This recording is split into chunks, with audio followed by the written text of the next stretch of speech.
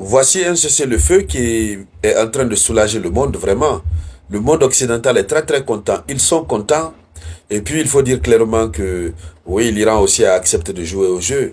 Voilà, puisque l'Iran a posé ses conditions et apparemment les conditions iraniennes sont acceptées, qu'on laisse l'Iran enrichir son uranium et puis qu'on lève progressivement les sanctions. Et nous apprenons que le détroit d'Ormuz, il y a déjà 2 navires qui ont franchi. Oui, selon les médias occidentaux. Donc ça, c'est dans le cadre du fameux accord de cessez-le-feu, voilà, que l'Iran a commencé à rouvrir. Mais il reste à avoir la confirmation du côté iranien. Voilà, il reste à avoir la confirmation. Ben, du côté d'Israël, l'opposition fulmine, l'opposition n'est pas du tout contente. Oui, ils sont très énervés contre Benjamin Netanyahou. Et cette nervosité témoigne de la victoire de l'Iran. L'Iran a gagné. Voilà. Alors, c'est le chef de l'opposition israélienne, celui qu'on appelle Yair Lapid, qui a durement critiqué ce mercredi l'accord de cessez-le-feu conclu entre Washington et Téhéran. Il a accusé le Premier ministre Benjamin Netanyahou d'avoir échoué à atteindre les objectifs de la guerre. Donc, eux, ils ont déclenché une guerre contre l'Iran. Ils n'ont pas du tout réussi à atteindre leur objectif. Pas du tout. Non, pas du tout. Ils n'ont pas atteint. Ils n'ont pas du tout atteint leur objectif. Et aujourd'hui, même si le détroit est rouvert, mais l'Iran a gagné. C'est l'Iran qui a gagné. Puisque ceux pour lesquels la guerre a été déclenchée, l'objectif n'a pas été atteint.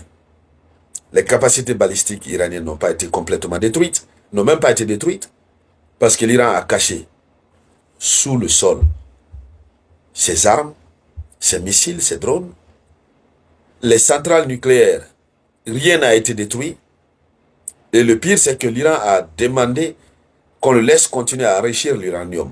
Et ce sont les mêmes propos que le ministre iranien des Affaires étrangères, Abbas Araghchi, avait tenus lors de la toute dernière négociation qui avait échoué. Bon, pas qui avait échoué, mais qui était sur la bonne voie, au compte de laquelle négociation ils sont restés en train de négocier. Donald Trump a décidé de bombarder. Alors, lorsque le chef de l'opposition israélienne fait une telle sortie, ben, il a raison. D'autres vont dire, bon, comme lui c'est un opposant, mais il faut regarder les faits concrètement. Il dit ceci. Il dit, jamais de toute notre histoire, nous n'avons connu un tel désastre politique. Voici ce qu'il a écrit. Il a déploré que Israël n'ait même pas été consulté quand les décisions concernant le fondement de notre sécurité nationale ont été prises. Donc, Donald Trump a pris la décision unilatéralement. Oui. Israël n'a pas été consulté. Et parce que Donald Trump savait que s'il en parlait à Benjamin Netanyahou, Netanyahou allait dire non, continuons, il faudrait que les objectifs soient atteints. Mais Donald Trump, lui, déjà dans sa pensée, depuis quelques jours, il dit, nous avons gagné. Même s'il n'a pas gagné, il s'en fiche dans sa tête, il a gagné. Voilà. Et c'est cette rhétorique qu'il continue d'utiliser pour permettre à l'opinion de comprendre que Washington a gagné. Vous voyez? Et la vérité, c'est que la plupart de ceux qui suivent ce conflit ne sont pas sur le terrain, ne connaissent pas les réalités. Et beaucoup de médias, notamment les médias les plus suivis, considérés comme étant les médias les plus crédibles, sont des médias occidentaux qui suivent le narratif du chef de l'Occident, Donald Trump. Il est le président de la superpuissance américaine et l'Amérique est à la tête de l'Occident. Donc, ils ne vont pas se mettre à le contester aussi comme ça à tout moment. Non, pas du tout. Ils sont obligés de s'aligner sur sa rhétorique. Et donc, si nous autres on ne sort pas pour donner les vraies versions, ben, il sera difficile pour le monde de comprendre. Voilà. Même si parmi nous, il y a beaucoup qui ne nous croyaient pas au début, mais au fur du temps, les gens ont commencé à comprendre que nous donnons l'information fiable, l'information sûre. Là, il faut le préciser. L'information fiable, l'information sûre. Avec des analyses très bien claires et précises. On soulève des hypothèses. Lorsqu'il a eu lieu de soulever des hypothèses, on donne notre propre lecture géopolitique de la situation. Donc, pour revenir, du côté d'Israël, le chef de l'opposition, il a raison. Je vous en ai parlé ici dans la première vidéoconférence de ce 8 avril 2026. Voilà. Je vous en ai parlé. Les objectifs n'ont pas été atteints. C'est une humiliation à la fois pour Washington et pour Israël. Mais c'est Israël qui est beaucoup plus humilié, puisque Israël n'a même pas été consulté. On parle de la fin de la guerre. Une guerre déclenchée concomitamment, une guerre déclenchée à la suite d'un consensus, un bloc qui s'est constitué pour déclencher la guerre contre l'Iran. Lorsqu'on décide de mettre un terme à la guerre, mais on doit au moins en parler à Israël, si Israël n'a pas été consulté. Parce que Donald Trump savait que si il consultait Benjamin Netanyahou, ce dernier allait dire non. Continuons. Il faudrait que les objectifs soient atteints. Mais aussi et surtout, l'un des vrais problèmes, c'est que Benjamin Netanyahou est beaucoup plus radical dans cette affaire contre l'Iran, plus que Donald Trump. Et Donald Trump, vous savez que les élections de mi-mandat arrivent à grands pas du côté de Washington.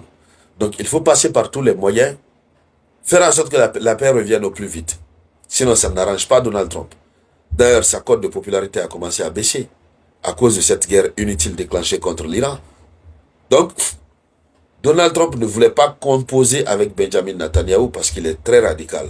Netanyahou se comporte en quelque sorte comme Zelensky de l'Ukraine. Voilà, on le dit, allons-y vers les négociations, vers un accord. Zelensky dit non, il faut tel. Donc la volonté de vouloir toujours imposer ses idées, ses pensées au monde occidental. C'est ce que Zelensky a toujours fait et c'est ce que Benjamin Netanyahou fait vis-à-vis de Washington, notamment du président Donald Trump. Donc, voici les critiques qui se font de ce côté. Alors, il faut dire que dans le cadre de la navigation aérienne, le retour à la normale, ça ne sera pas pour tout de suite.